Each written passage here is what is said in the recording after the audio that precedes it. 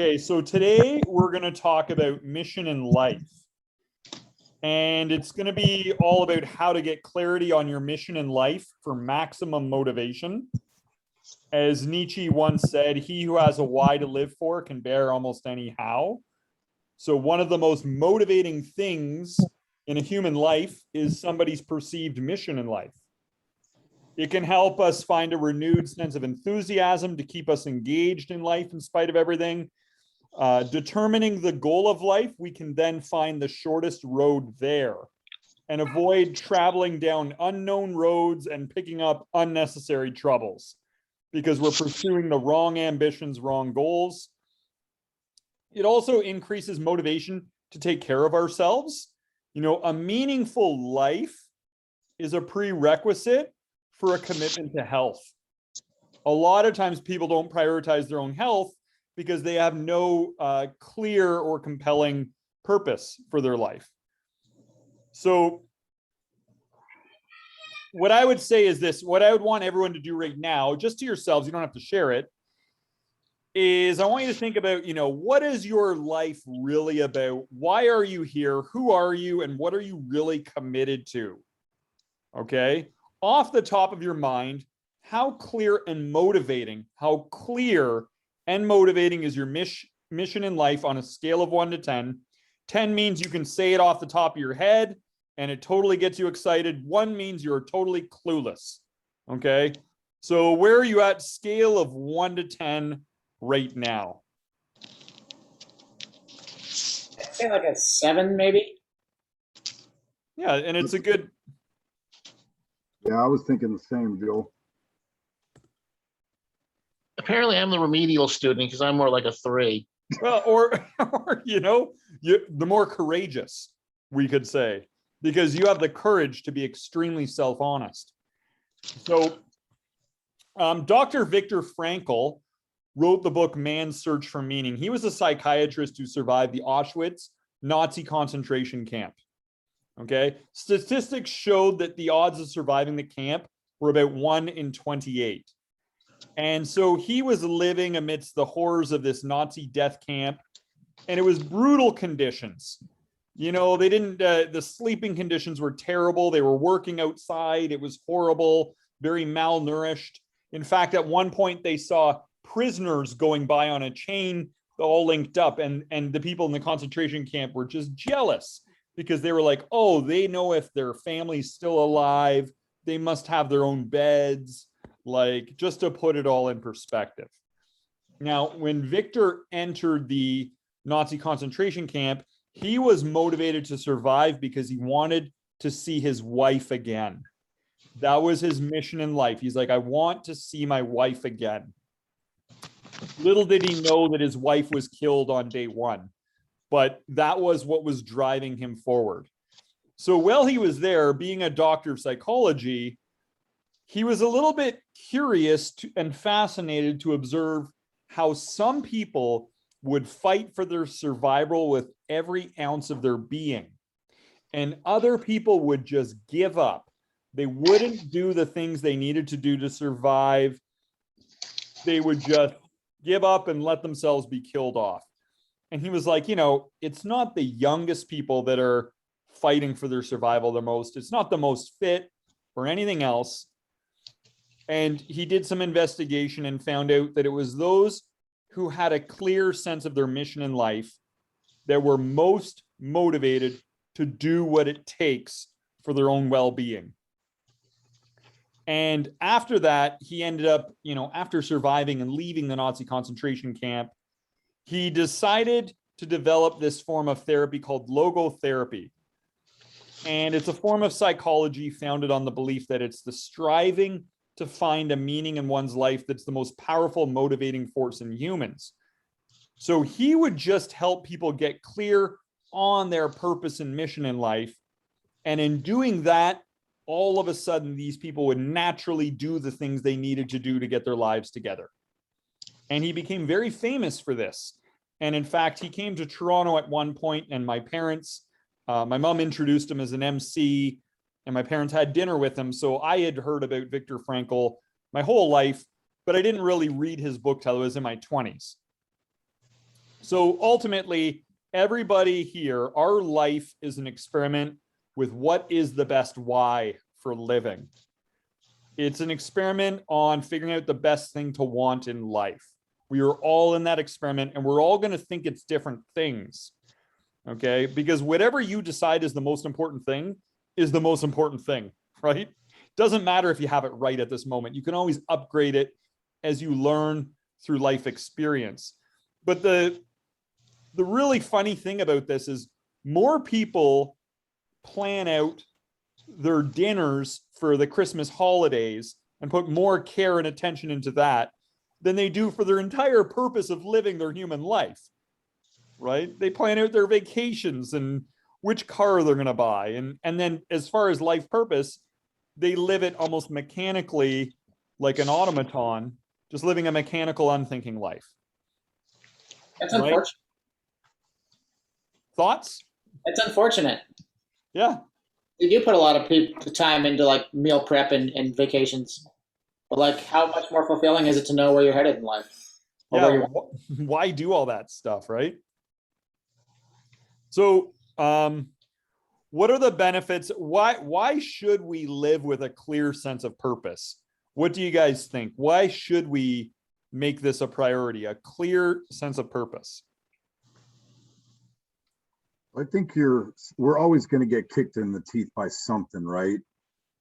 Or those close to us. I just talked to a friend yesterday, and I've seen people around me in the last 2 to 3 years go through some pretty brutal experiences. It might be having a young child with brain cancer.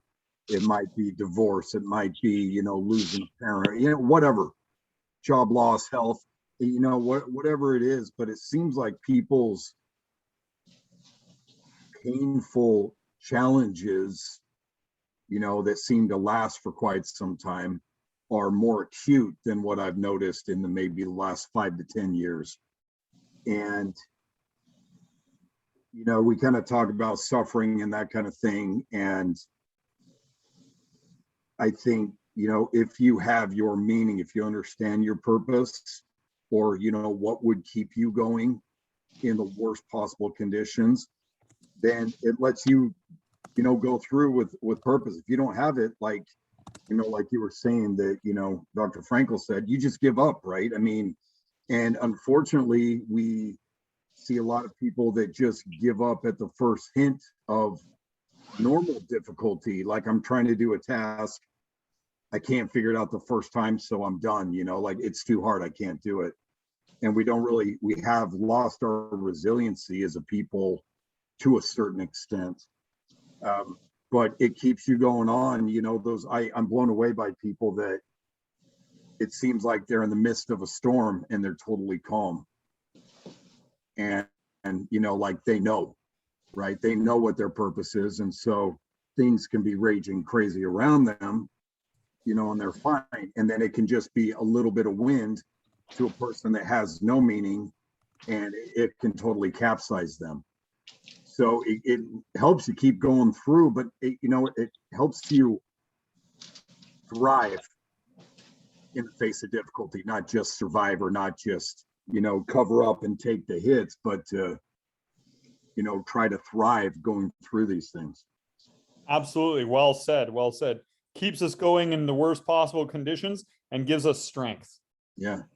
Right? Absolutely. Any other thoughts? Chris, any thoughts? It becomes a true north for people.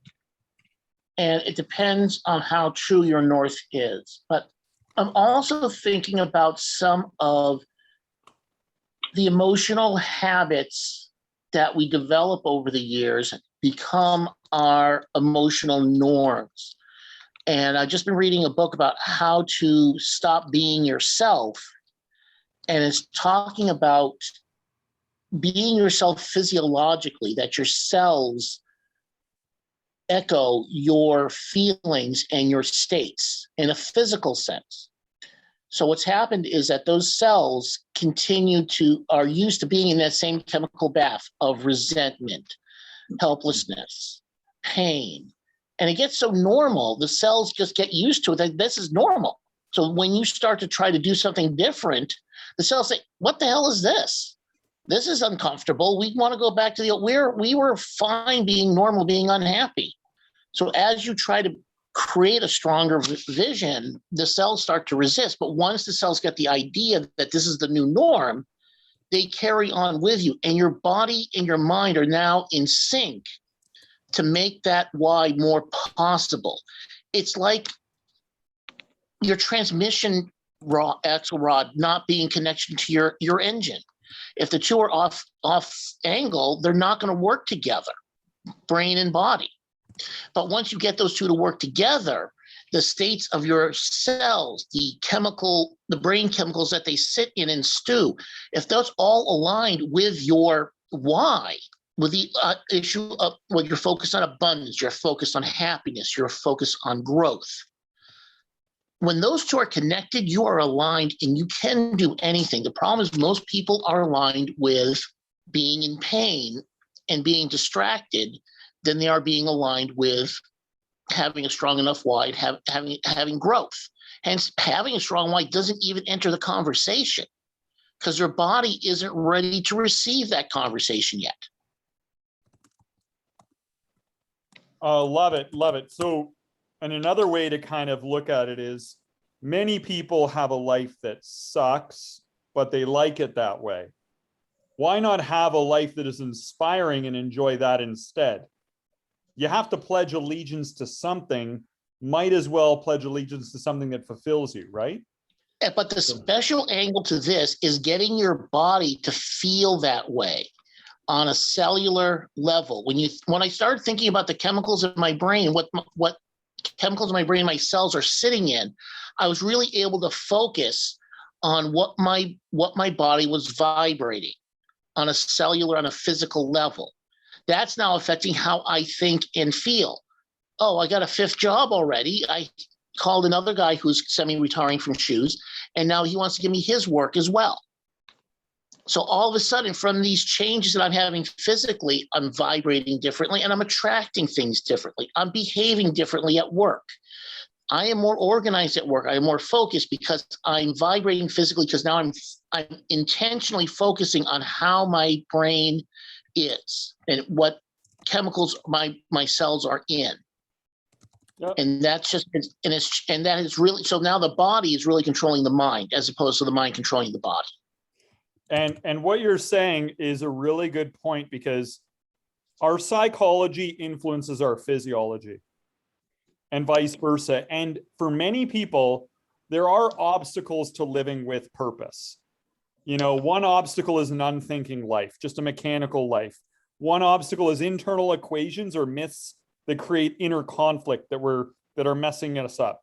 Distraction, lack of clarity, forgetfulness, but also poor health.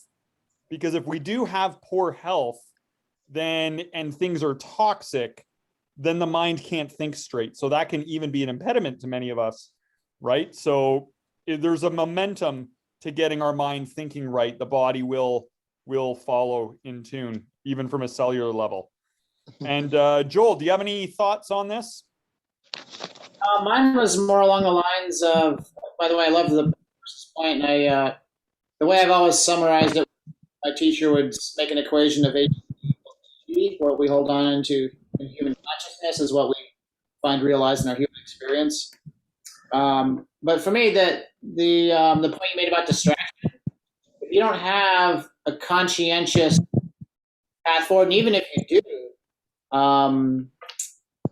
to me, there's so many competing for attention that are trying to distract you that, you know, it's easy to spend a whole life and not get anything, not get any momentum, like just in your wheels in place and not get anywhere because we live in an age where, you know, the phones that we carry in our pockets to the screens that we look at, to the TVs, to the billboards, to the radio, to whatever. It's like it's always this noise around you. And yeah, if you don't have that clarity of purpose, then you're just a slave to whatever happens to be in front of you at the time. Absolutely, absolutely. And another couple things that could throw us off track is looking for shortcuts that don't exist. So a lot of times people are not willing to take risks and not willing to pay the price for what they want in life. So they suppress that purpose because they're always trying to do the comfortable thing instead of the progressive thing. Another thing is giving too much energy and focus to canceling energy or crippling doubts. Too much time focusing on the can't of things. And another thing is nihilism, which is the insistence that life and everything is meaningless. And one of the things with the whole view of nihilism is, can that view ever bring you peace and satisfy your mind? Right? Without at least some sort of belief in the meaning of life, then it can lead to a lot of anguish. So the key is just to not fall into the trap of nihilism if you actually value your peace and happiness, because it's definitely a philosophy that can really take its toll on you emotionally. So let's chat a little bit about the different categories in terms of mapping out a life purpose. Now, I broke it down to 3. I've spent a lot of time, years, going over this topic and subject, and I call it the 3 L's. Now, the first L in life purpose, I call it love. Okay, so I'd encourage you just to like jot down. Everyone, just jot this down, and I'll just walk you through some things. But I want you to do this because everyone gave yourselves a score in the beginning, whether it was a 7 or a 3 out of 10. And we want to be able to get greater clarity now. And the best way to do that is to put pen to paper. And even if you're watching the recording, like just put pen to paper, because if you just do this on the top of your mind, it's like painting over dirt. It won't sink in. Okay. So everyone have like something to write or type with. Is everybody good? So here's what I want you to do. I want you to, the love category, I want you to write out, who are you here to love and care for? Now, be as thorough as you can and as specific as you can. Okay? If you do that, you'll have more power behind these answers. All right? So don't use categories or generalizations like family and friends. Name them. If you name them, it's more personal. To get more personal and emotional about it, because that's going to give you that fuel. Okay. And the bigger the list you make, the more powerful this is.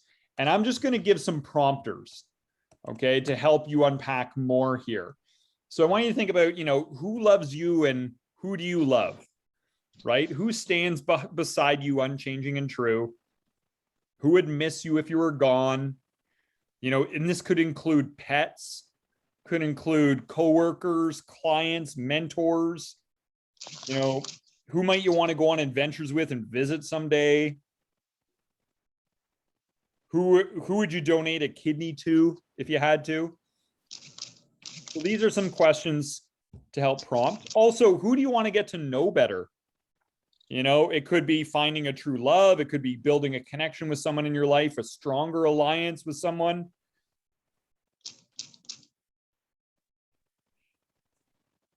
Could be building a friendship with someone, or developing more of a friendship.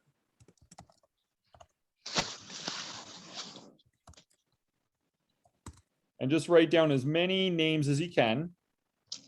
And just think about this. Might you still want to express more of your love to these people?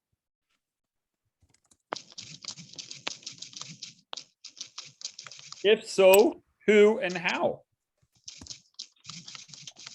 You might be like, I want to be there to support these people as they go into later phases in life and as they transition into this phase and that phase as they get older, or when they're buying their new home, and I want to help my kids out as they prepare, as they do their schooling, whatever it is.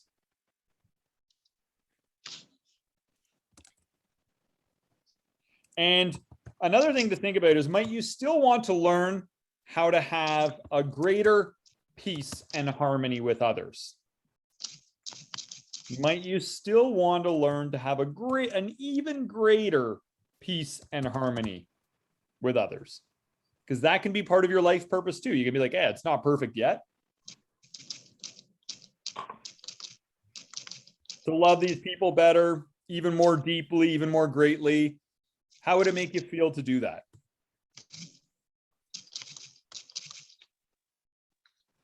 And also think about how might you inspire, motivate, and create harmony among all of those people around you in your life.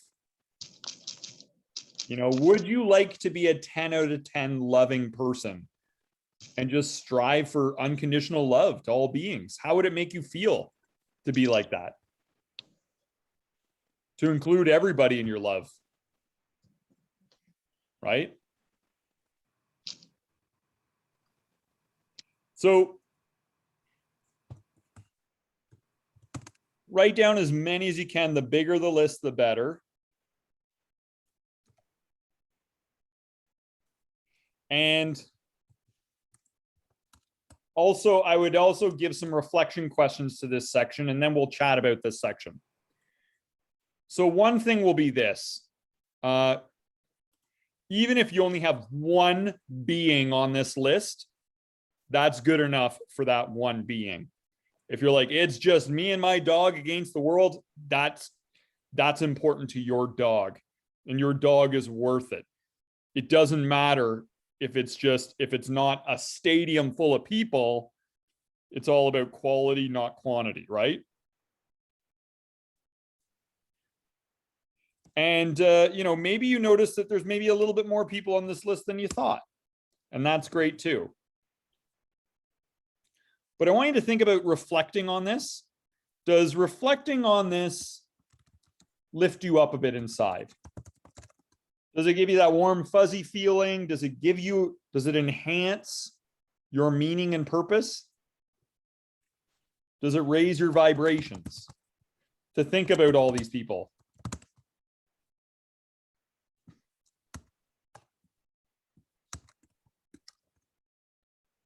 And then when you guys are ready, we'll just do a quick little, you know, key takeaways from this section, and then we'll go on to the next section. Any thoughts you have? Steve, do you want to start off? Yeah, sure. You know, I just started writing some names, but, you know, I come from a big family. I'm the oldest of 7.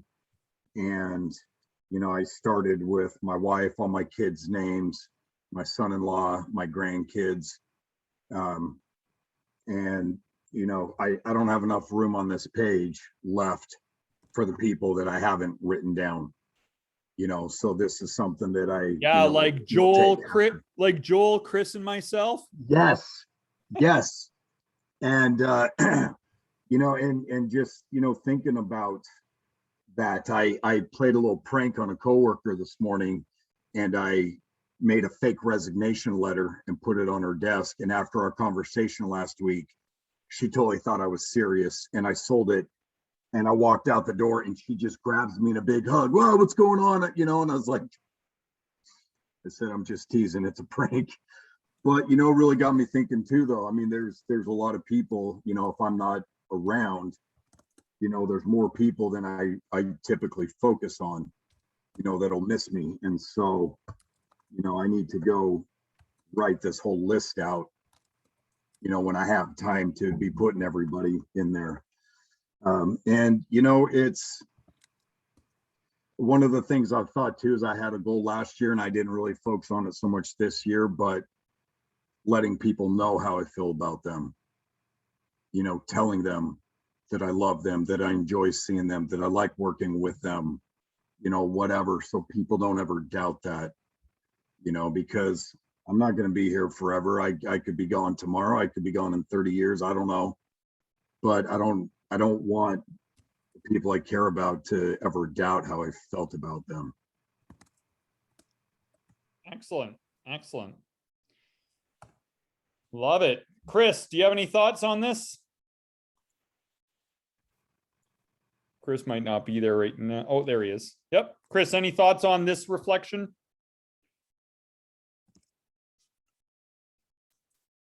Oh, we can't hear you. You're on mute.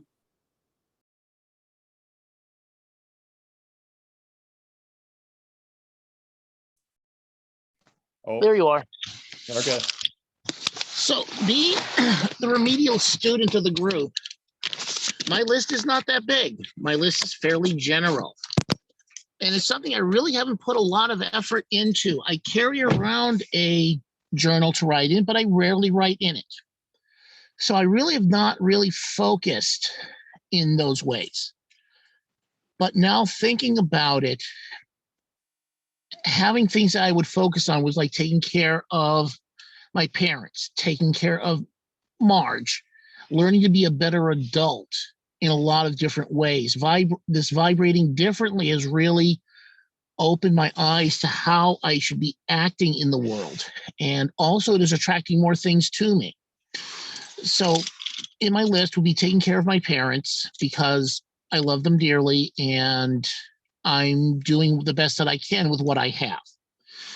I'm sacrificing most of my life to take care of them, but that's okay. Things will happen better in the future. I'm being more responsible is what I'm training myself to do, and how to be more helpful to others by being more responsible to their needs and to taking care of them. So these were things I would not normally be talking about or thinking about even 3 months ago or even 2 months ago. So just that little bit of evolution has caused exponential growth in myself as a person. I just really thought about this, is that, you know, that saying, you can't take anything, you can't take it with you when you die. Mm-hmm. The things that you can take with you when you're dead are the things you need to be working on. Those are your achievements as a person, your growth, the scars that you get from all the challenges in your life. Helping people, the friendships, the relationships, the love, those things you can take with you when you're dead. Those are the things you can focus on and grow with. So that might give you a different list altogether. Oh yeah, we'll get to that list. That's See? coming in a different section. I'm always jumping ahead. That's all good, man. That's all good. I love the enthusiasm. Love the enthusiasm. Joel, what about you? Any thoughts on this, on the first section, the first of 3? I think it's really good to articulate, because I think a lot of times, like Steve said, I remember hearing somebody, it was probably a business person, that had talked about that each day they try to make an effort to just write like a quick note to like one person that they know or one acquaintance, just to say, that I reaching out and they appreciate that person, and just kind of, in a meaningful way, reach out to them. And so just, I think a lot of times I'll reach out to people that I care about, but more like when it's a normal time to do it, like on holidays, like Thanksgiving or Christmas or whatever, I'll reach out to them. But really, realistically, it should be something that's more throughout the year and like when it's not expected. And I think it's really good to articulate this, and especially, where focus goes, energy flows. So why not focus on love, and why not focus on giving? Because I think that's where we shine, and that's where we are our best selves. Excellent. Excellent. So why don't we go on to the section 2 of 3? Section 2 of 3 is the live category. Okay. So I want you to write down all the things you still want to learn, all the things you still want to see, all the things you still want to do, all the things you still want to have, and all the things you still want to experience. And I'll just get you all writing, and I will just give prompters.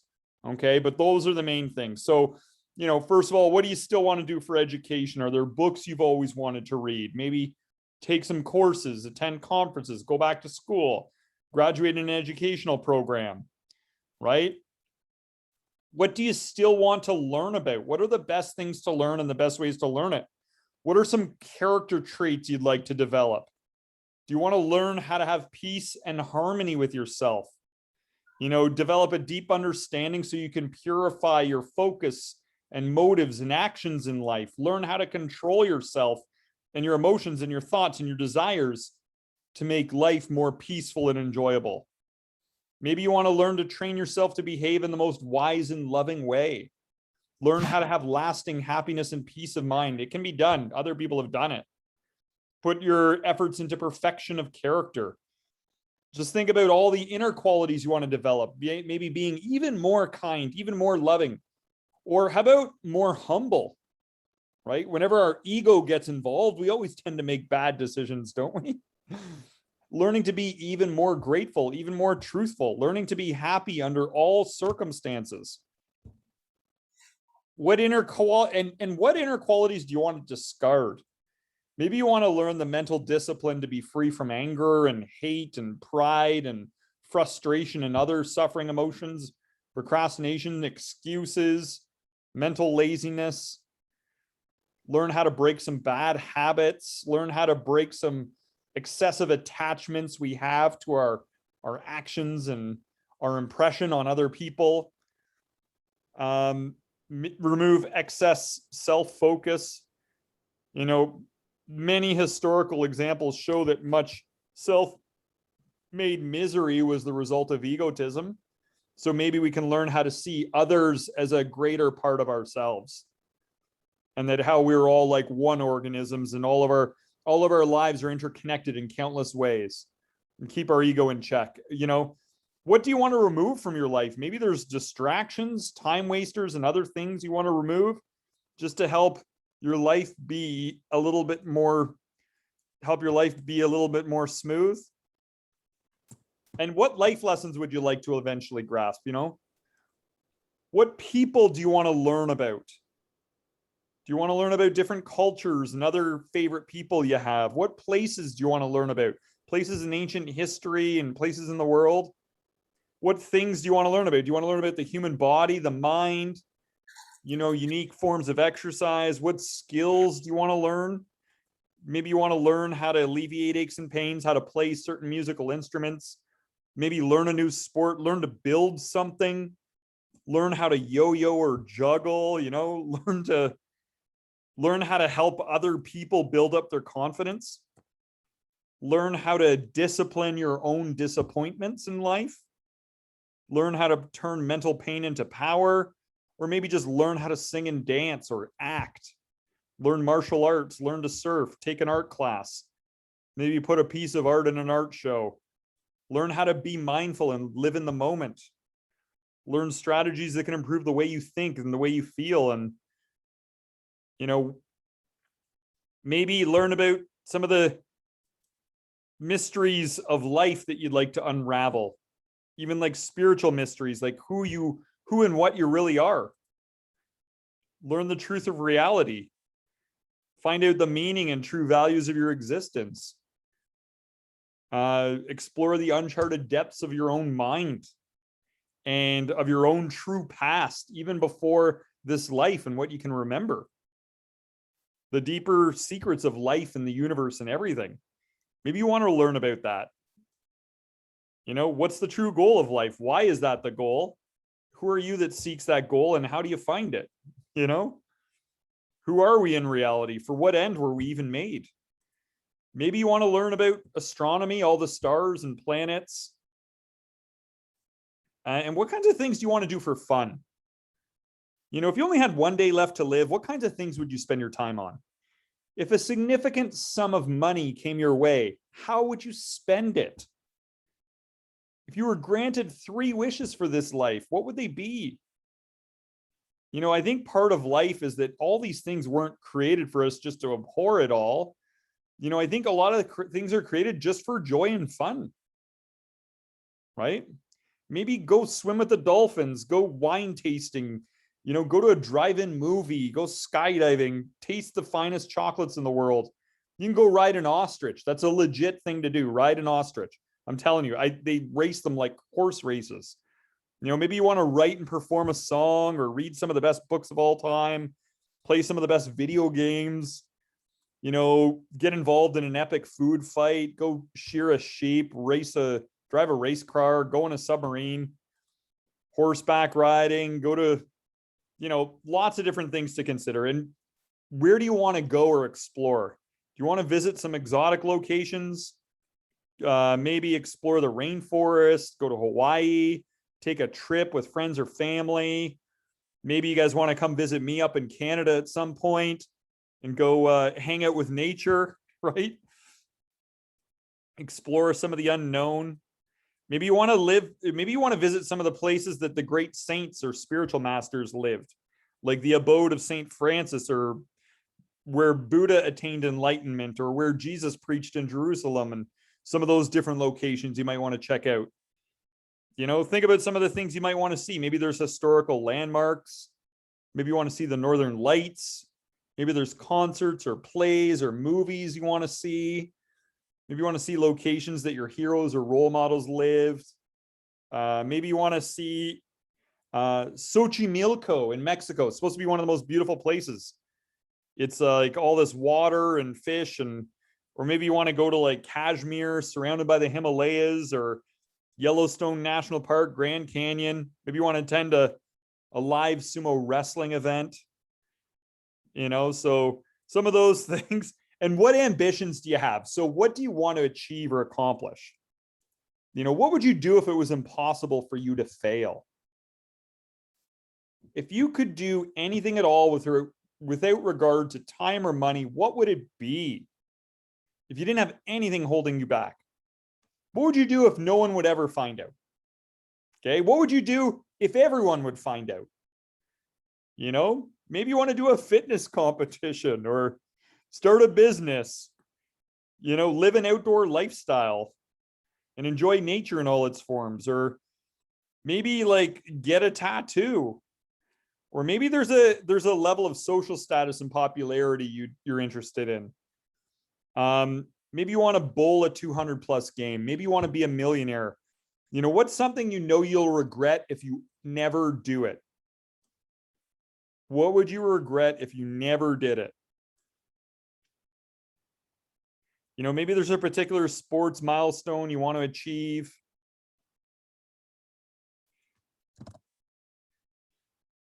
Maybe achieving good health, exceptional health. And also think about this. Think about, what do you want to re-experience? What do you want to continue to do? What are the activities that enrich your life? When you feel really alive, what are you doing? So are you teaching and coaching? Are you doing adventures with your friends and family? Is it family dinner, travel, sports, time with friends, cooking, gardening, prayer, exercise, writing, art, event planning, helping families, singing, dancing, playing music, learning, walking the dog, hiking in nature, hanging out with friends, cottage time in the summer, late night conversations, dinners out, maybe being out in the water on a boat. What fun things would you like to experience again? Family reunions, family Christmas, birthdays, major festivals, and think about what you might want to own someday. Maybe a fast car, maybe owning a place by the water, or a boat, or what would you like to collect? Think about the sensory experiences you want to have, things you want to taste, feel, hear, see, or smell. One of the things I'll tell you guys, you want to feel at some point, you want to pet a chipmunk. They have like the softest fur in the world. When you are feeding a little chipmunk and it's stuffing its cheeks, it is just magic how soft they are. Yeah, I'm telling you. You come to Canada, I will hook you up with chipmunks. I've got some connections. Princess Peach, she lives by me. She comes, she knows where the peanuts are. All right. But anyway, maybe you want to try foods from exotic cultures and foods from around the world, and hear music from around the world, and see different places. And then one of the things we could think about too is, I would add this as almost like, actually, I'll ask this at the end when we go into reflection, but you also want to think, do you still have some unfinished business? Is there something you've always wanted to do but never managed? What are your unfinished dreams? Maybe you want to get back in touch with someone from the past, or someone or something from the past. If you had your whole life over again, what would you change? Some of those different things. So I know I went into a lot there. I can certainly go into a lot more, because I've done this with people before, and I got like a million questions I could ask. One of the things to consider is, get a greater understanding of what you want, and whatever you desire or crave consider, why do I want these things? Usually it's a particular feeling or emotion you're after. Okay.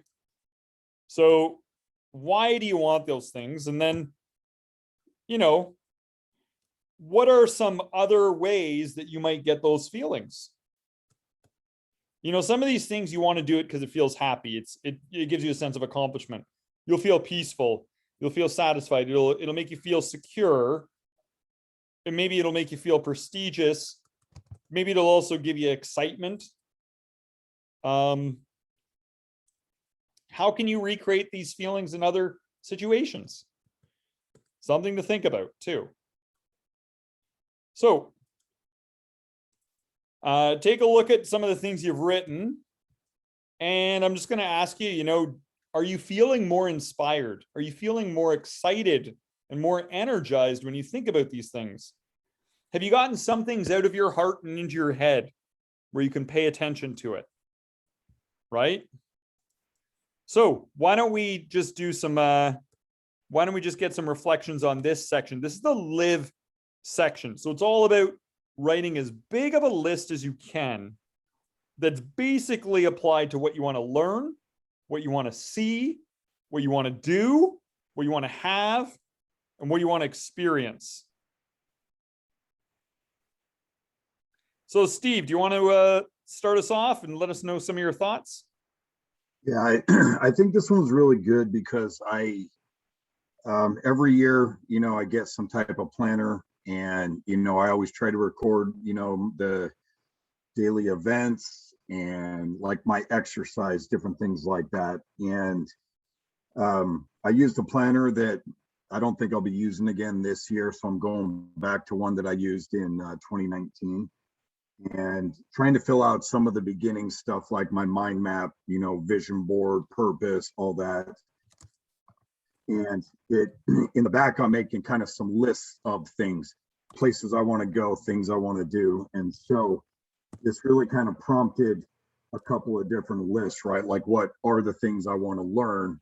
Kind of flesh that out a little bit. You know, what are talents I want to develop? You know, I'd like to learn to play the guitar, you know, a little bit. I don't need to be Eddie Van Halen. I don't, you know, I don't have that natural skill to then add years and years of practice on it, but I'd love to be able to learn how to play a couple songs on the guitar. I would learn to love to learn ASL again, American Sign Language, and, you know, kind of get back into language study. I have a really good aptitude for that. But this kind of, as you're mentioning all these things, it not only gave me ideas, but categories to go kind of work on this week of talents I want to develop, experiences I want to have, places I want to go visit. And so, you know, just, and I love the simple category of living, right?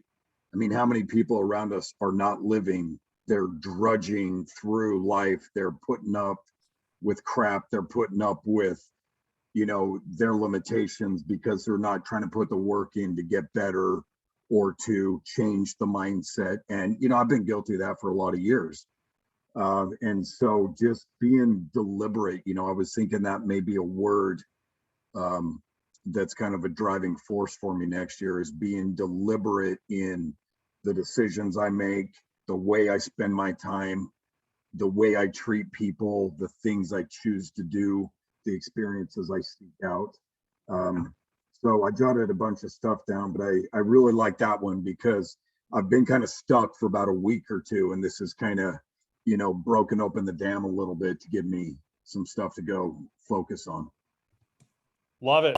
Love it. Yeah. And breaking it down to those categories, I find makes it so easy, because then you can research on them. Right. And then you can make lists. And what I did was, when I've done this, I decided I would research the best books of all time. And then I ordered them. Right. And it was like, okay, well, you know, Paradise Lost by John Milton, you know, and then I read that. And then I read Anton Chekhov, and then I ordered all these books that are supposed to be like the top books of all time, Hemingway and stuff like this, and just got really into it because I started to research it. I'm like, I am alive at this time in human history. I have access to books from all throughout history, from all over the world. This is a unique opportunity, and this is something that, really inspires me. So I want to take advantage of it. So, I ordered all these things and get them delivered to my front door, right? When else in human history have we had this privilege and opportunity? But just by breaking it down into that category, I was able to get more intentional, and I just made like a huge purchase of all the top books and I talked to people and I got recommendations and I researched it online and I kind of consolidated it all and said, okay, this is the 50 I'm going to get. And I'm not through them all yet, but I've gone through a huge chunk of them. Right. But that process was started from going through this. Chris. Yes, sir. Thoughts on this category? Well, before I start with that, Brenda, we need a copy of your summer reading list. Okay, I'll throw it into the chat. Because that must be a monster list. Oh man, I'm just throwing a whole bunch into the chat right now. Now, by the way, I thought, like a lot of them weren't as good as I thought. I'm throwing them all into the chat right now. Like some of my favorite books of all time weren't on this list. So for what it's worth. But like this is like the traditional list, and then I found that there were other things. Anyway, I threw a whole bunch of them into that chat there for you guys. I love that you put Don Quixote, because I've had a lifelong dream to own a donkey and name him Jote, so that I will have a donkey. That is funny. Steve, if I ever become your secret Santa.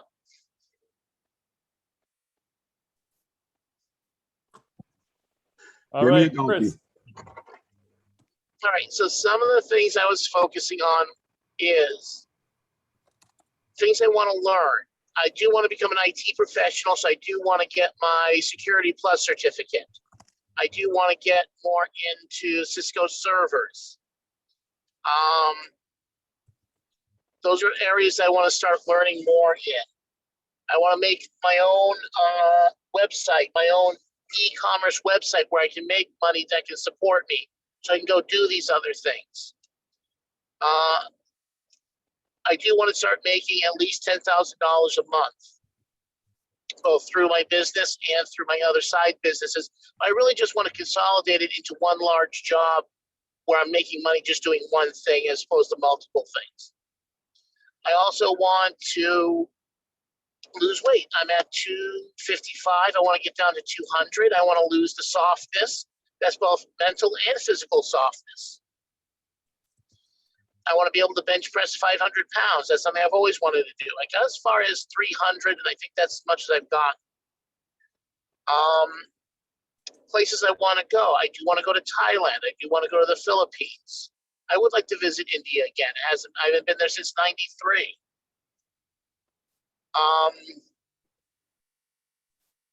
I want to continue to work on this character that I'm starting to evolve into, which is a more mature, focused, responsible adult. I think that book has really helped me kind of see myself differently and shape my mind differently by looking at my cells and my body differently as a way to influence my mind. And I want to become that adult that I've always wanted to become. And have my own business, have my own house, have a family, have a normal life instead of living what I'm living now. And I'm working, and it's quickly evolving, quicker than I thought it would actually. Mm-hmm. And that's pretty much. I mean, that's pretty encompassing. But those things are easily achieved within a year. Perfect. Or 6 months. Perfect. Now here's something. Here's a question I'll leave you with. So sometimes some outcomes might not be realistic for certain reasons. For example, some people genetically just can't bench press 500. We don't know yet, but here's what I would say. Because I coach powerlifting, I know that Oddly it's not enough. as easy as it sounds, but I would say this: for each category or each item you have, you want to think about the emotional payoff you're looking for from it. Bench pressing fit 500, I'm going to feel strong and in control. Great. How can you recreate that sense of strength and control in your life in a different way? That's what I would say. So sometimes let's say you do pursue something and you find it's just not meant to be or shape out. What emotion were you looking to get from it? And how can you recreate that emotion in another way? Right? So somebody might also say, oh, I want to marry this famous celebrity someday. Maybe it's not really realistic, right? Well, really what I want is deep love and connection with somebody I'm attracted to. Maybe I can meet somebody, because this person's just probably not going to happen. They're a famous celebrity and they don't even know I exist, So that's something to consider, is how might we have to change the approach until we get what we want. Well, I can always shift it over from the 500 bench press. I can take Brazilian Jiu-Jitsu and get a black belt in that, or at least get up to a blue belt. Yeah, exactly. So you can just start to explore different options that might do it. And for me, what gives me strength and a sense of control is to go into my day and be able to maintain a positive attitude no matter what. That gives me a sense of strength, and there's an immediacy to it. I'm in control of that outcome because it's very much effort based. And so there's lots of different opportunities to explore. So just something to think about. Joel, over to you. Thoughts on this category? I'm really fascinated by the whole process of asking the questions. I mean, if you want a better quality of life, ask a better question. And I really hope there's a handout that has some of this content, because I'd really love to explore it more deeply. And I think it's great to just focus again on things that put you're focusing your energy in directions towards, what could be if you're focused in the right direction. And I ask these questions a lot when I have a artistic outlet, which is creative photography. For the last 20 years, I do stuff in galleries and museums now and then. And the people that I collaborate with, I always ask some of these questions, such as, what lights a fire in your soul? What would you do if you had $1 billion in the bank? What would you do if you knew you couldn't fail? Some of these same questions. And it's really great to get down to really meaningful stuff in life. Like if you just take away all the superficial crud, like what are you really after? And like you said, it's great too to articulate like what's the emotion you're after, right? Because I mean, you can go to these famous places or do these great things, but you're really just you're deciding that when you do that thing, that you're giving yourself permission to feel this feeling. So what is it you're really after? Maybe there's a shortcut. Maybe I don't have to go all the way to Australia to feel it. Not that there's anything wrong with that either. But I'm really fascinated by the process of asking the questions. And one follow-up question I would have would be, if you ran through questions like these with people and they just seem to be drawing a blank, how would you percolate or stir deeper thought on it? Yeah, I mean, I would say if somebody is drawing a blank, usually the obstacle I'm dealing with is self-doubt. They don't believe in themselves. So they're blocking themselves from setting a goal that they feel they will inevitably not be able to achieve. So the key is that I don't come into these questions until somebody has a foundation of belief in themselves. We have to give people courage before they will commit to an objective. And so I build them up with, and we can go into this perhaps in 2 weeks when we meet again, different methods for building courage. But I think of it like a pyramid. You want to build up your courage first. Then you want to have a good process for handling all adversities in life. And then you go into specificity. What is your unique purpose? Because now you've got the tools where you're ready to move forward. It's kind of like being at the beginning of a hero movie. Like Luke Skywalker wouldn't have just gone out and started fighting Vader right away. He needed to build up his belief in himself, and he needed to build up his fighting tactics, right? So we need battle tactics for adversity, and we need to believe in ourselves before we embrace that call to adventure. And I find that once you do that, then the faucet opens up and people aren't as blocked. That's a great question, though. Nice. Yeah, and I'd look forward to talking about that on another call. Excellent. So now the third category is legacy. Okay, legacy. So I want you to write down, what is your unique mission here on Earth? Now, the first thing I want to do is I want you to write down, what are your unique gifts, talents, interests, passions, and abilities? We want to figure out how to contribute to the human project by harnessing your assets. You know, identify your potential and provide the right circumstances for its development and expression, right? Like maybe it's learning, you're really good at learning. Maybe it's intuition. Maybe you're a really good friend. Okay, maybe it's conversation, you're really good at conversation. Maybe you're a good listener. Maybe you're good at coaching. Maybe you're good at helping people become better in some way, shape, or form. Maybe it's writing, art, photography, problem solving, healing aches and pains. Maybe it's keeping a positive attitude. Maybe it's curiosity, humility. We want to think about, what are some of those signature strengths? Maybe you're good as a member of a good team member, right? All of you, I would say, are definitely good team members, right? Think about this as well. What were you naturally good at as a kid? Did you have any unique talents, interests, or curiosities as a kid? Who you are is often obvious as a child. It's the first inkling of your deep soul tendencies, right? So think about some of those innate strengths. Maybe it's empathy, creativity, helping people realize they're capable of more than they know. So once again, we want to come up with, what are your known callings? Like, what do you love? What do you hate? What are you passionate about? What do you really want? What do you like to think about? Where does your mind wander? What do you really care about? What matters most to you? How do you enjoy spending your time? We want to think about all those things. That's kind of like the known callings. And then there's also a category, I'd call it, discovering your unknown callings. To find your purpose, where can you experiment with helping people in order to then experience what might be most fulfilling to you,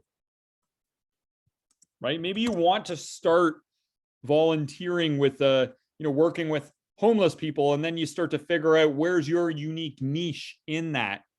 Are you really good with just leading group discussions? Are you really good with one-on-one? Or maybe it's more a different type of practical help behind the scenes, whatever it is. So we want to kind of take inventory of what you can bring to the table, right? And there might be things you can bring to the table you don't even know about yet.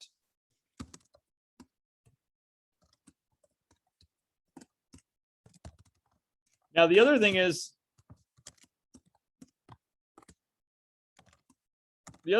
how might you use your gifts and abilities to help others? What do you want to accomplish? What would you like to do to benefit the human race? How might your unique gifts and abilities be used best to impact other lives? A good question is, what feels good and is also good for you and is also good for others and makes the world a better place? And that question, I heard Tony Robbins say that once. He said that, or some variant of that. So that comes from him. But it's like, what feels good is good for you, is good for others, and makes the world a better place. How would you contribute if you only had 1 year left to live? How would you contribute if you only had 1 year left to live? So, and there's some different categories for this, and I'll break it down. There's practical help. How might you touch other lives in a meaningful way? How might you offer solutions that can, alleviate human suffering and misery and perhaps create joy? How might you deliver a better quality product or service? What problems do you want to solve? What practical problems do you want to solve? And maybe it can be inspiring people to change themselves on the outside, better clothes, hair, physique, makeup, whatever. It could be something like that. It could be volunteering at an orphanage or an elephant sanctuary, or halting the destruction of rainforests, or protecting the ozone zone, or cleaning up oceans, or eliminating racial discrimination, something like that, right? Also think about, like, the next category I would say is like mental and emotional help. Like, do you want to help people eradicate false ideas they have about themselves, that they're not good enough, they're not worth anything because of who they are or how they look or where they're from, and show them what they're really capable of? How can you create a work of great love and sympathy for others? How can you help others think more positive? How do you want to make people feel? Do you want to make people feel good? Do you want to make people feel empowered, excited? Do you want to make them feel entertained, relieved, confident, humored, safe, peaceful, loved, appreciated? How do you want to make other people feel? What emotions do you want to be giving people? Maybe you want to help other people find joy in life and teach them how to overcome some bad habits. You could volunteer for a helpline or a suicide line, or you could make art or music or writing or videos that other people enjoy. It could be that simple, that uplift them and elevate them just to experience your creativity, right? Another category I'd go into is moral help. How might you want to awaken the love of virtue in human hearts?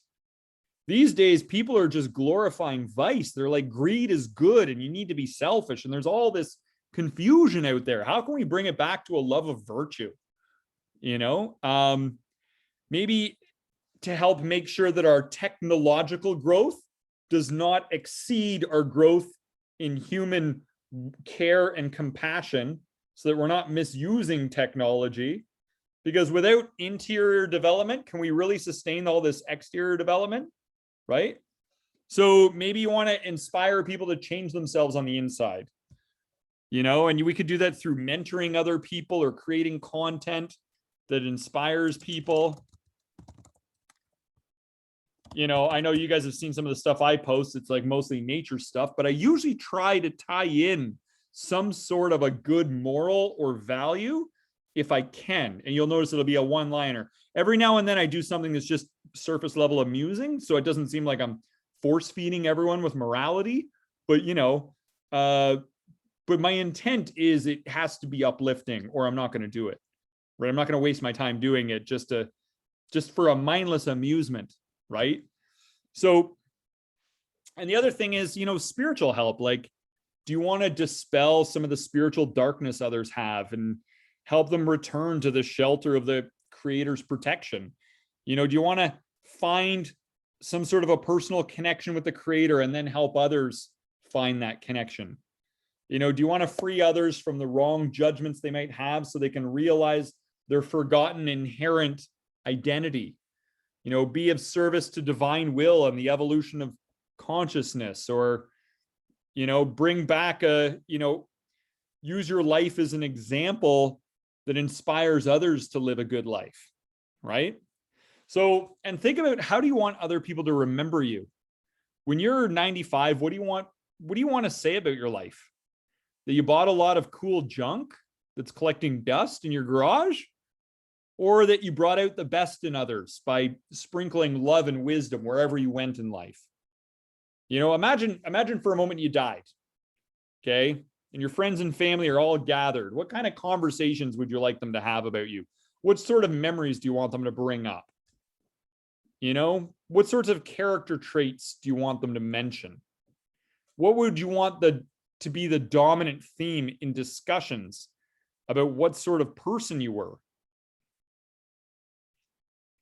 And I think of legacy not so much as something you leave on the outside. I think of it as something you leave on the inside. Think about how you might want to elevate people from the inside out. Like, long after you're gone, your loving example could be alive and well in the hearts and minds of countless other beings. I mean, your life is your message. What values and beliefs do you want to be a living example of? Maybe you want to be a living example of love for all creation or perfection of attitude in all circumstances. What do you want to teach people? How do you want to make other people feel? You know, what were you put onto this earth to do? Right? So those are some things to think about. And think about what you really want from life. Like, what is the true purpose? What are you trying to get out of life? What is the highest achievement in a human life? If you could only pursue one thing, you know, let's think about some of those things that matter. Entertainment, right? It's like we're on vacation from a different reality, an ultimate reality, to this very temporary and fleeting reality. You know, are you just going to stay inside if you're on vacation, or do you want to get out and explore some of the attractions, right? Would you go to an amusement park and not go on any of the rides? Like, we're born here in this life at this time in history. We have access to airplanes. We can go anywhere we want in the world and go on some of these rides that people have not been able to take advantage of before, right? This stuff was created partially so we could enjoy it, not ignore it, right? A lot of times we take life too serious and we forget that a big reason for living is to have fun. Also, growing into our perfection, you know, finding out who we are and why we're here, and just spiritually awakening from our social programming to realize some of these ultimate truths, you know, and realize using this time to develop a greater understanding and a greater freedom for the states of existence that lie beyond this life, you know, and maybe be an instrument for the greater good, an instrument for the creator, radically surrendering to divine will. You know, a lot of people will say that the purpose of life is to find God. Lots of people have said that this is to find God and be in love with God. You know, Jesus said it. He said, you know, seek ye first the kingdom of God and his righteousness, and all these things shall be added unto you. Right? Many other people have said it. Now, not everybody can agree that finding God is the purpose of life, but everyone can accept the idea that the purpose of life is to find happiness. And so I'd say either you're one of these people who's going to find happiness or find God, depends on where you're at spiritually. But if you're not really into the whole idea of a higher power and creator, then just substitute that word for happiness. Eventually, you'll realize true and authentic, real long-term happiness anyway. So to those people, I'd say, well, let's figure out how to find real long-term happiness. Isn't that a pursuit that's worth it? Right? So these are some of the things that we should probably consider. There's a lot of things that might not be worth living for. Sometimes a lot of people live for money, but why do we want it? And does it disillusion us in the end? A lot of people live for prestige. Why do we want that? Does that disillusion us? People try to get ahead. What does it mean to get ahead? All people, places, possessions, like all these different things melt back into their original form. It's all very illusory, right? So this world will teach us that seeking happiness and money and all these like surface level of amusements and indulgences like drugs and booze, that again and again we find it might be good at first, but then it leads to disappointment, boredom, and misery. Yogananda said that a lot of these things are like poisoned honey, sweet at the taste, but destructive thereafter, right? So we want to kind of avoid living like an animal just for self-glory and sensory gratification without believing there's anything else to it. You know, we want to avoid taking all of this too seriously. It's not the ultimate reality. If you were to check into a hotel room, would you spend your whole weekend decorating it and making it nice if you only have to then check out at the end of the weekend? Like, we've checked into this reality. We shouldn't get over invested in how things are materially in this reality, right? We should focus on who we are as who we take once we check out of this place, right? So I think, you know, some other things we need to be careful of is doing things that aren't in alignment with our true calling, maybe out of fear. We do the safe and secure job and thing in life, and we abandon our deep inner calling.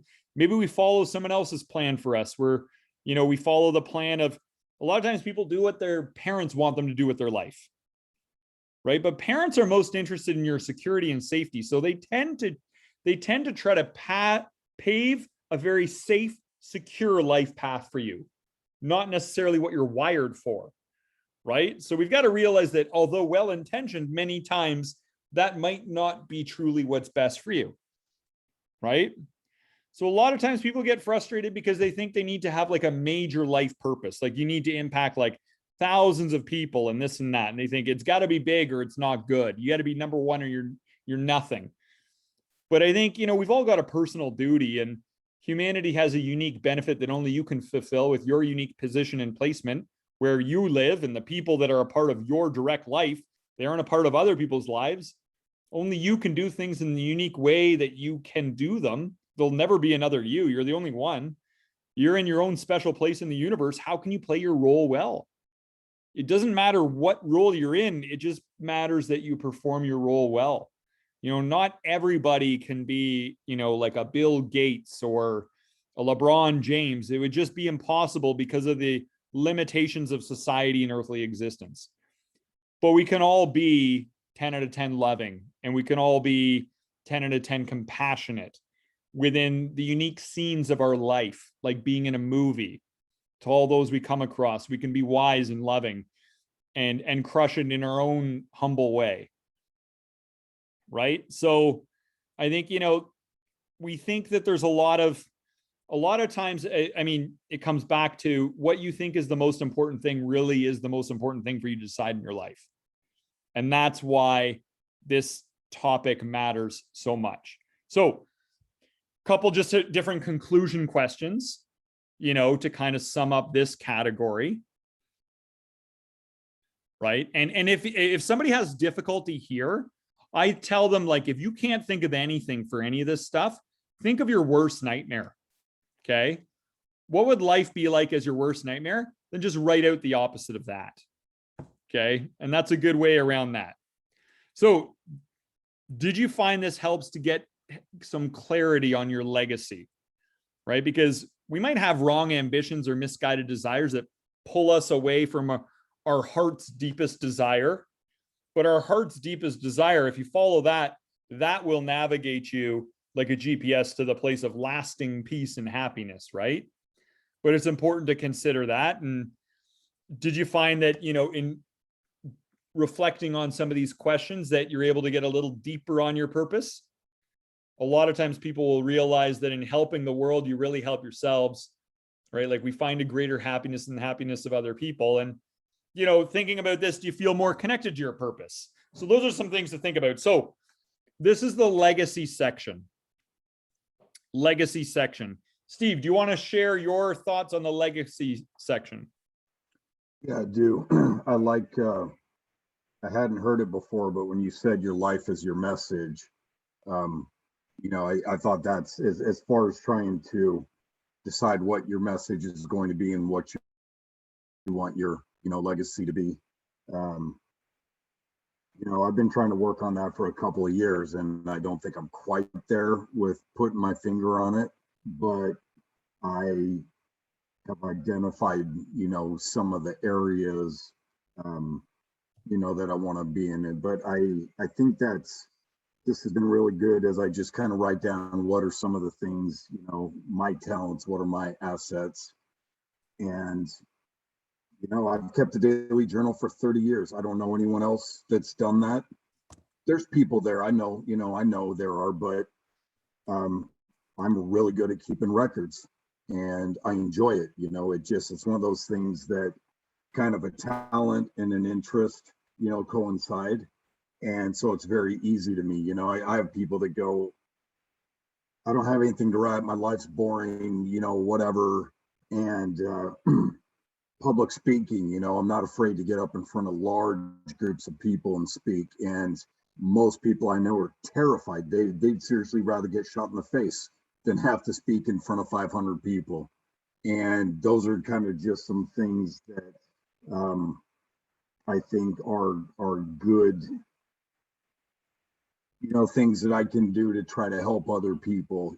I've helped some coworkers who really struggle with stuff that we've talked about on these meetings every Monday, stuff from UPW, and, you know, trying to just take some specifics. And so I think that, you know, the legacy is a great thing for us to try to figure out, because if you don't, we're going to get to the end of our life and kind of go, crap, I wish I'd done some stuff, you know, I wish I had left something behind, you know, something of value to those that I'm leaving. And so I definitely have some quite a bit of work to do there, but you know, these type of sessions really help me kind of get my brain thinking about that and give me some notes to jot down to do some further work on. Awesome. Love it, man. Love it. And all that journaling, that's quite the accomplishment. That is quite the accomplishment. Well, you know, and there was something like that just real quick. I mean, I went back several years ago and I read one of my journals from several years prior. And I read some of the stuff I wrote and I was so embarrassed. I'm like, I am such a dork. I can't believe I thought that, or I can't believe, you know, whatever.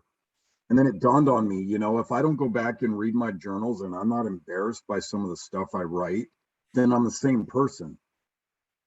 So I should be hoping to go back and read something from a year ago and be embarrassed or be uncomfortable and go, you know what, I'm glad, because, you know, that shows my growth and that I'm trying to progress.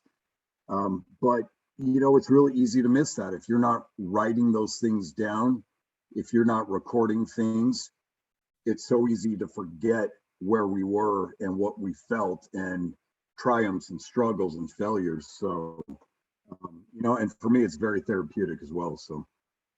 Love it. Love it. It's a success indicator. Right. Absolutely. It shows that you've graduated to a new level. You know, I think the same thing when I go back and my parents have a filing cabinet of all the art I did when I was a kid. And I'm like, man, I sucked at art, but it's different. I mean, we have different values and beliefs that we grow out of and ambitions. You know, before I used to think life was all about being as good as you could at hockey and baseball. And I'm like, oh my gosh, it's so much more than that, right? So excellent, excellent. Chris, thoughts on the legacy category? Legacy is a harder thing for me to tackle because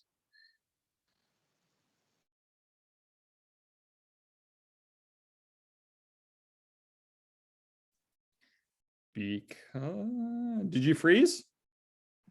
Or was that a cliffhanger? Yeah. Was it frozen or a cliffhanger? Yeah, a good point. I'm guessing frozen because I'm seeing a dark screen.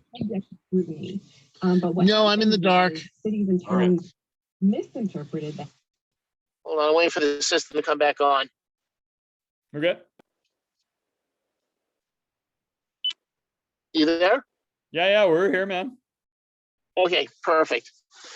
So the legacy part I have more of a difficulty with because, I mean, the people that I help are elderly because they're my shoe patients. So I do try to do my best to give them positive vibes, healing vibes, and listen to what their stories are.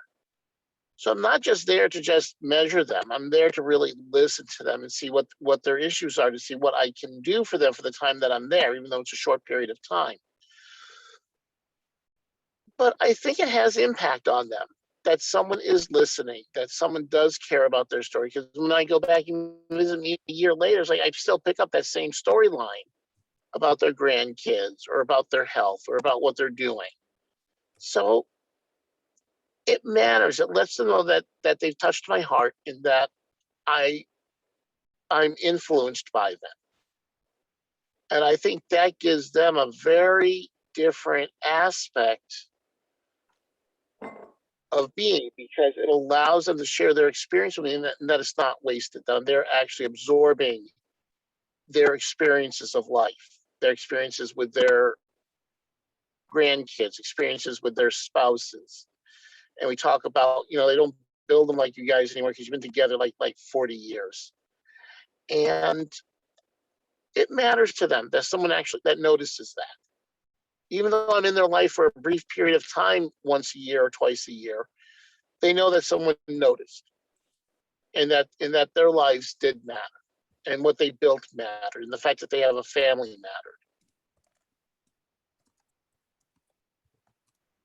mattered. Mm-hmm. So even though it might not be building something glorious and grand in public, I'm building something with each individual person that I meet privately.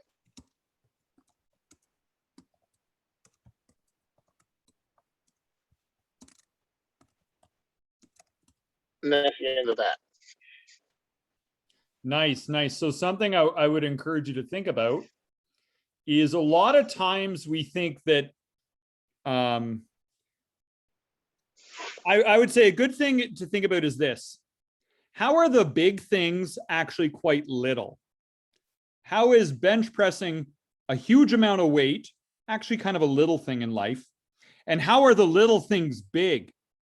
How is lifting somebody up by staring them in the eyes like they're the only person in the world and just listening to them?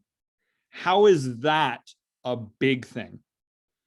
And I would encourage you to reflect on that. How are the little things actually quite big? And that kind of reflection can bring you a different type of awareness that can really bring you a lot of encouragement and bring you a lot of perspective and excitement about who you are and what you get to do.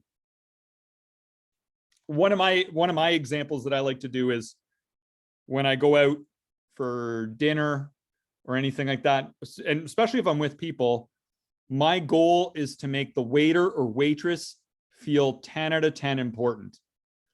And so I will always just make sure that I acknowledge, especially during a time like COVID, that I appreciate them doing what they're doing and adding joy and contributing to our lives. And then whenever they bring anything by, whether it's, they're bringing by the coffee and the condiments or whatever, or even any dishes, I always look at them and I say, I appreciate you. I don't say I appreciate it, like the act.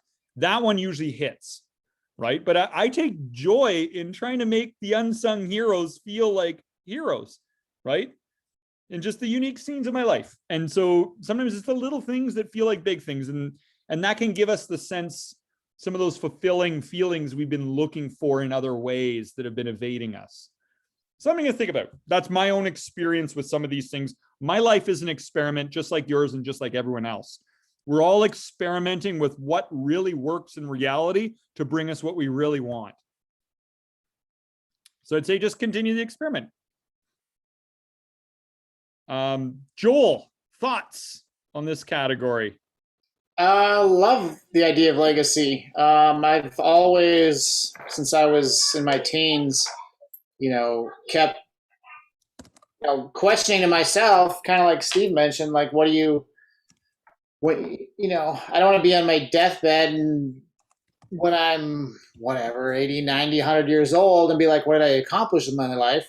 And like reverse engineering that, like, what is it that I really want to leave behind when I go? And, there's different perspectives. Like from an artist perspective, it's like, what artwork do I want to leave that inspires people? Like you were saying with your videos, like if I'm not doing something to inspire people, to me, it's kind of a waste of time. If I'm just like recreating reality or just like not contributing something that has some kind of inspirational or uplifting significance, it's I don't know, it's just kind of a waste of time for me. And then it's interesting now, having 3 kids, like, that's a different component of legacy. Like, what do I want to not like physically leave them, but like, who do I want them to become as a result of, what I've been able to contribute to them? And early on you talked about like what makes you happy, what do you want to learn? Music was one of the things that stood out to me, and we've been spending a lot of time lately. Our kids are just kind of, they're 6, 8, and 10. They're getting to where music is something, they take piano lessons, and now we can all start to play music together, and that's really gratifying. So I mean, it's legacy to me is part, a big part of it for me is the social aspect of what I contribute, what I leave, what I give to others. And I do feel sometimes that I'm that person that is looking for too big a thing, like I need to help everybody, and then you never get off the ground because you can't help everybody. You can only help one person at a time, or you can only, start small and look for the little things to be big things. So for me personally, the biggest component of legacy is how I can help others more than myself, how I can, help those in need. And then also, and a more like family personal level, like how I can, I guess, raise my kids, because it's not really like you can give your kids anything that's going to really like help them long term, because that stuff just goes away. And you can't even really like tell them what to do. Like, hey, I want you to do this. It's like you have to be, like Gandhi said, be the change you want to see. Like if I want to change them, it was kind of a wake up call that like I have to change myself, because they just model whatever the parents do. Like if I get short with people, like they get short with each other.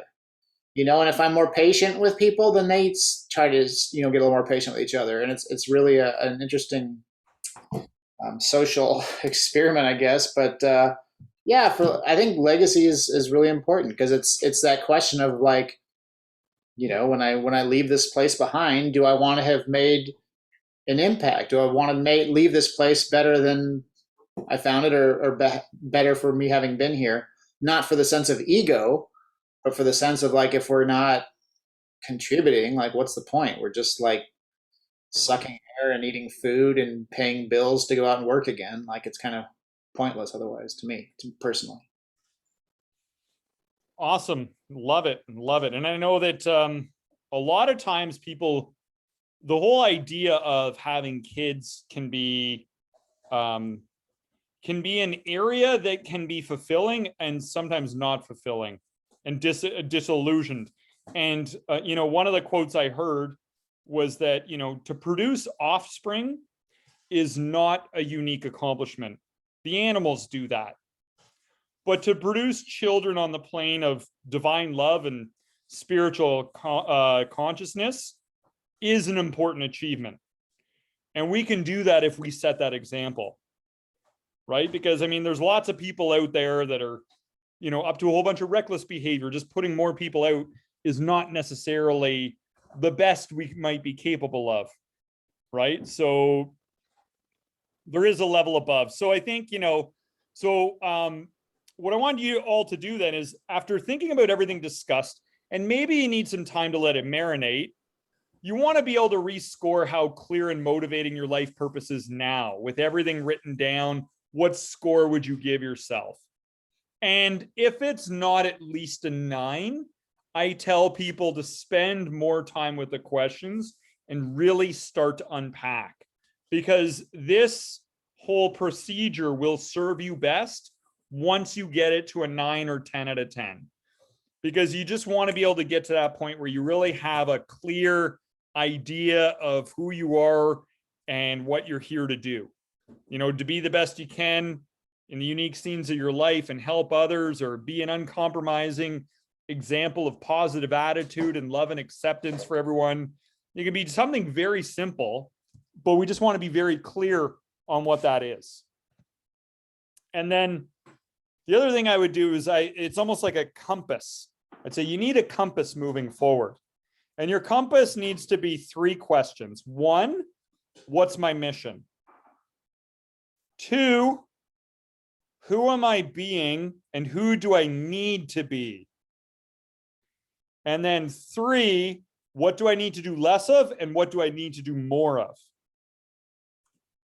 And just know that, like, this is really a journey. A lot of times the pursuit of security looks like the true path in life. A lot of times the pursuit of power looks like it's the way to live your life, the highest calling. The pursuit of success, the pursuit of money, the pursuit of popularity. There's a whole bunch of different paths that we might go down and then become disillusioned with. So it's important to just be aware of the territory and be aware of what brings that true and deep sense of fulfillment in life, right? There's lots of examples of people who have gone down the path of success and then killed themselves, and money and then killed themselves, and realized this isn't it, this isn't it. One of the things that I think about that I heard once is nobody has ever I think it was Swami Kriyananda once said it. Nobody who's ever found God really said what a waste of time that was. Like that was one of the things that I thought. And another quote I heard is that comes from Yogananda. He said, walk, talk, think, work, move, carry on business for God alone, enjoy God and let others enjoy God through your living example. Right. And I thought that was a really profound and inspirational line for me. And Yogananda said, if you failed to know God in your life, you didn't live your life as a human being, you lived it as an animal. Right? Because a lot of people are just going for sensory gratification and self-glory like an animal. And that can be a trap. We can be disillusioned with that, get to the end of our life and realize, well, I messed that one up. So lots of different things to think about. And then once we get clear on our purpose, I think it comes down to protecting our purpose. You need to protect it by staying clear of distractions, temptations. There will be forgetfulness that can take you off course. You need to remember what needs to be remembered. There might be lack of clarity.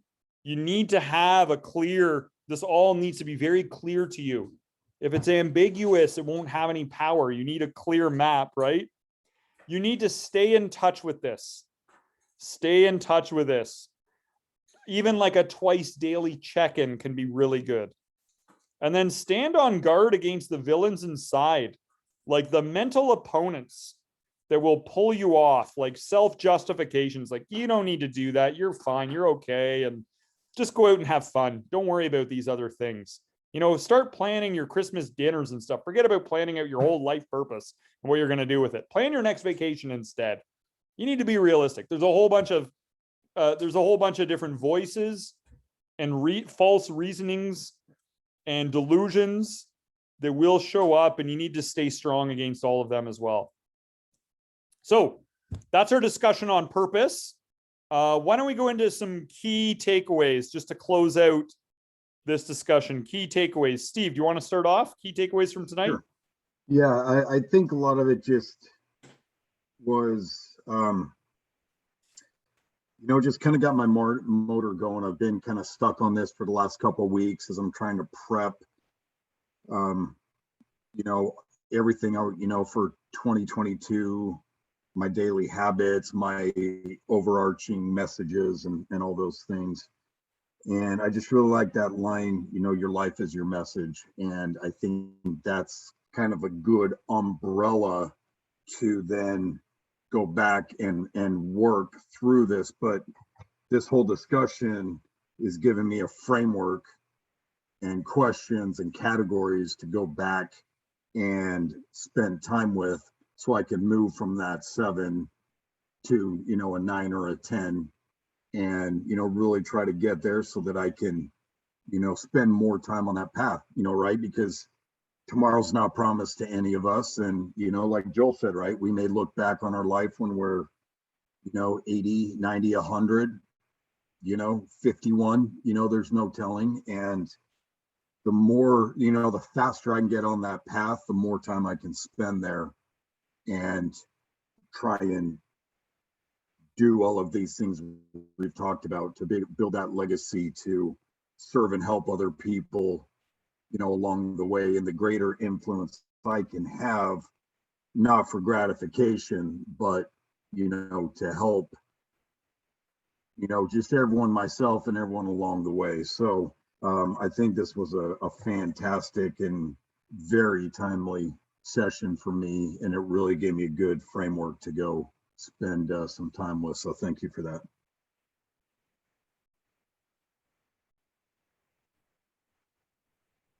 You're muted. So a framework, questions and categories to determine the goal of life, so you can find the shortest road there and avoid traveling down the wrong roads and picking up unnecessary troubles. Basically, that's what it comes down to. Absolutely. Absolutely. Chris, what are some of your key takeaways from tonight? No, I thank you for this topic as well. And it is perfect timing for me as well, because of how I'm changing so radically, so quickly. the type of goal setting I would have done 2 weeks ago is totally different than the goal setting I will do now, because I've changed so differently over the past 2 weeks, focusing on my physiology, focusing on the cells, like I said, and how it's been affecting my emotions, and my emotional state in life has completely changed. So I'm a completely different person than I was 2 weeks ago. So this is going to be a completely different list. And this person's list is going to be far more challenging, far more in depth, and far more, I don't want to say scarier, but definitely it's going to demand more of me than the list I would have made 2 weeks ago. So I really appreciate having the chance to have this new person that I am given to make their own roadmap, to make their own strategy, to make their own campaign, to go out into the world and now conquer it, versus what you've seen before over the past few months. And so these are the right tools at the right time for the right version of me that I'm at right now. So this will be a very interesting, because before I would see these things, but it's like, yeah, this is not going to happen. I was so focused on my problems, I never really focused on opportunities. Now I'm more focused on opportunities, and I'm attracting more opportunities. This is a roadmap to what opportunities I want to attract in my life. So how will I physically be different to bring those opportunities into my life based on this new roadmap that I can create now? Excellent. Excellent. Yeah, it's a system to help you figure out the path to navigate you forward. And as long as you're doing that, and as long as you're paying attention, it is progress. We learn best through experience. We learn more through our failures than our successes. It's a more memorable lesson, right? So we're all just figuring it out. And a lot of times you got to live it to know it. People can't just tell you, do this or do that. This is the way to live your life. We really have to experience a lot of this for ourselves, right? Love it, man. Love it. And if there's anyone I know that's strong enough to handle a really heavy purpose in life, it is this guy right here, Chris, a spiritual, mental, intellectual power lifter. And you always know how to bring out those big guns and lift those heavy weights whenever you're needed to. And I think it's just kind of like that moment at the beginning of Star Wars when Luke didn't think he could be a Jedi and others believed in him more than he believed in him.